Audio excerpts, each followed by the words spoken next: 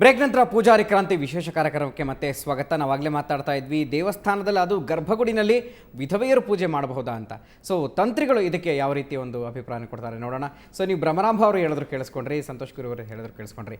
So ಶಾಸ್ತ್ರೋಕ್ತವಾಗಿ ಇದಕ್ಕೆ ಉಲ್ಲೇಖ ಎಲ್ಲೂ ಇಲ್ಲ ಅಂತ ಕೂಡ ತಾವೇ ಹೇಳಿದ್ರಿ. ಸೊ ತಮ್ಮ ಅಭಿಪ್ರಾಯ ಇದಕ್ಕೆ? ಶಾಸ್ತ್ರೋಕ್ತವಾಗಿ ಎಲ್ಲಿಯೂ ಕೂಡ ವಿಧವೆ ಪೂಜೆಗೆ ಅಧಿಕಾರ ಎಲ್ಲಿಯೂ ಕೂಡ ಕೊಡುವುದಿಲ್ಲ.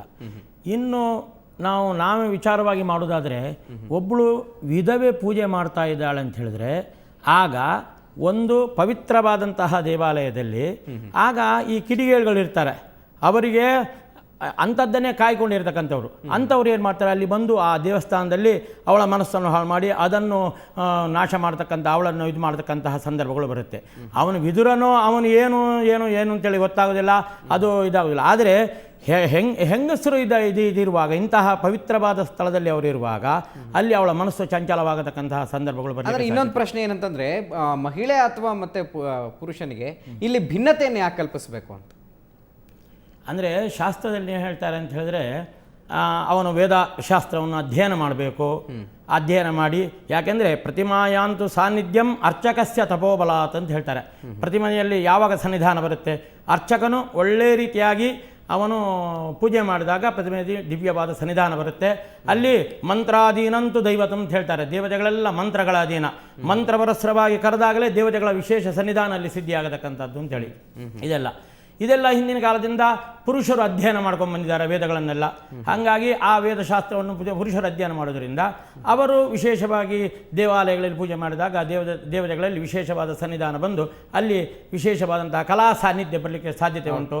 ಮಹಿಳೆಯರಿಗೆ ಹಿಂದಿನಿಂದ ವೇದವನ್ನು ಓದಿಕೊಂಡು ಬರಲಿಲ್ಲ, ಹಾಗಾಗಿ ಮಹಿಳೆಯರಿಗೆ ಅದು ಇದಾಗಿದೆ. ಆ ರೀತಿ ಆದ್ದರಿಂದ ಓಕೆ ಜನಾರ್ದನ್ ಪೂಜಾರಿ ಅವರೇ, ತಾವು ಕೇಳಿಸ್ಕೊಂಡ್ರಿ. ಸೊ ಒಂದು ಸಾಮಾಜಿಕ ಕ್ರಾಂತಿಯನ್ನು ಕೂಡ ಮಾಡ್ತಾ ಇದ್ದೀರಿ. ಸೊ ಇವಾಗ ನೀವು ಅವಕಾಶವನ್ನು ಕೂಡ ಕಲ್ಪಿಸಿದಿರಿ ವಿಧವೆಯರಿಗೆ ಅರ್ಚಕ ವೃತ್ತಿಯನ್ನು ಮಾಡೋದಕ್ಕೆ. ಸೊ ನಿಮ್ಮದೇ ಒಂದು ಸರ್ಕಾರ ಇದೆ. ಸೊ ಸರ್ಕಾರಕ್ಕೆ ಸಂಬಂಧಪಟ್ಟ ಮುಜರಾಯಿ ಇಲಾಖೆಯಲ್ಲಿ ಸಾಕಷ್ಟು ದೇವಸ್ಥಾನಗಳು ಅದರ ಅಡಿ ಬರ್ತವೆ. ಸೊ ಇಲ್ಲೂ ಕೂಡ ವಿಧವೆಯರನ್ನು ಅರ್ಚಕರನ್ನಾಗಿ ನೇಮಿಸುವಂಥ ಒಂದು ಕೆಲಸ ಆಗುತ್ತಾ? ನೀವು ಅದಕ್ಕೆ ಒತ್ತಡ ತರ್ತೀರಾ ಸರ್ಕಾರದ ಮೇಲೆ?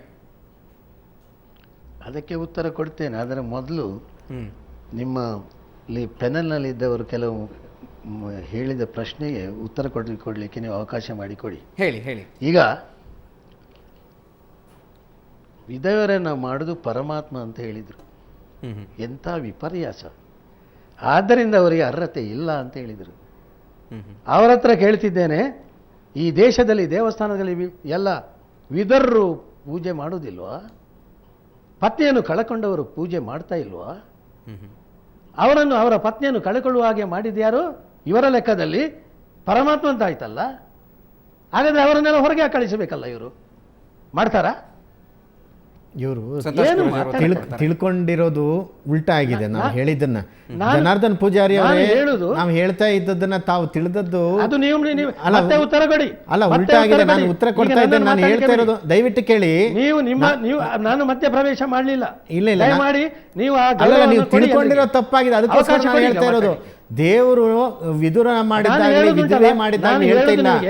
ಪ್ರತಿಯೊಬ್ಬರು ಸಹ ದೇವರೆಲ್ಲರನ್ನ ಕೇಳಿ. ಇಲ್ಲ, ದಯವಿಟ್ಟು ನೀವು ತಪ್ಪು ತಿಳ್ಕೊಂಡಿರೋದು ಸರಿ ಮಾಡಿ ಹೇಳ್ತೀನಿ. ಅಲ್ಲಲ್ಲ, ನಾವು ಸರಿ ಆದ್ಮೇಲೆ ನೀವು ಉತ್ತರ ಕೊಡಿ, ತೊಂದರೆ ಇಲ್ಲ.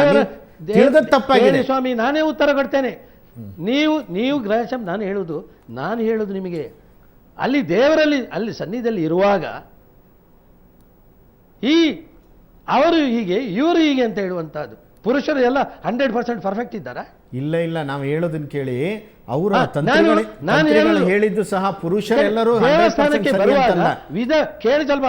ವಿಧವೆಯರು ಅಲ್ಲಿ ವಿಧವೆಯರು ಅಂತ ಹೇಳ್ತೀರಿ ನೀವು. ಪತಿಯನ್ನ ಕಳೆದುಕೊಂಡ ಮಹಿಳೆ, ಆ ತಾಯಿ ದೇವರಿಗೆ ಪ್ರಾರ್ಥನೆ ಮಾಡುವಾಗ ಎಲ್ಲ ಮಹಿಳೆಯರು ಅವರು ಗೌರವದಿಂದ ನೋಡ್ತಾರೆ. ನಿಮ್ಮ ಷಷ್ಠಿ ಬೇಡ, ನೀವು ಒಂದು ಷಷ್ಠಿ ಮಾಡೋದು ಬೇಡ. ಇವತ್ತು ನಮ್ಮ ಮಹಿಳೆಯರಿಗೆ ಇಂತಹ ಸ್ಥಾನವನ್ನು ಪರಮಾತ್ಮ ಕೊಟ್ಟಿದ್ದಾನೆ. ಅವರು ಗೌರವದಿಂದ ಅದನ್ನು ಸ್ವೀಕಾರ ಮಾಡ್ತಾರೆ. ಅದರ ಬದಲಿಗೆ ಟ್ವಿಸ್ಟ್ ಮಾಡೋದು ಯಾರು ಸಹ ಬೇಡ. ಆ ಮಹಿಳೆಯರು ಅವರನ್ನು ಕೂಡ ಪರಮಾತ್ಮ ರಕ್ಷಣೆ ಮಾಡೋದು.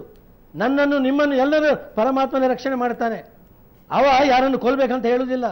ಆಕ್ಸಿಡೆಂಟ್ ಆಗ್ತದೆ, ಸಾಯ್ತಾರೆ, ಗಲಭೆಗಳಾಗ್ತದೆ, ಸಾಯ್ತಾರೆ. ದೇವರು ಮಾಡೋದು ಅದನ್ನು. ನಾವು ಅದನ್ನೇ ಹೇಳ್ತಾ ಇರೋದು. ಆಲೋಚನೆ ಮಾಡಿ. ನೀವು ಹೇಳೋದನ್ನ ಸ್ವಲ್ಪ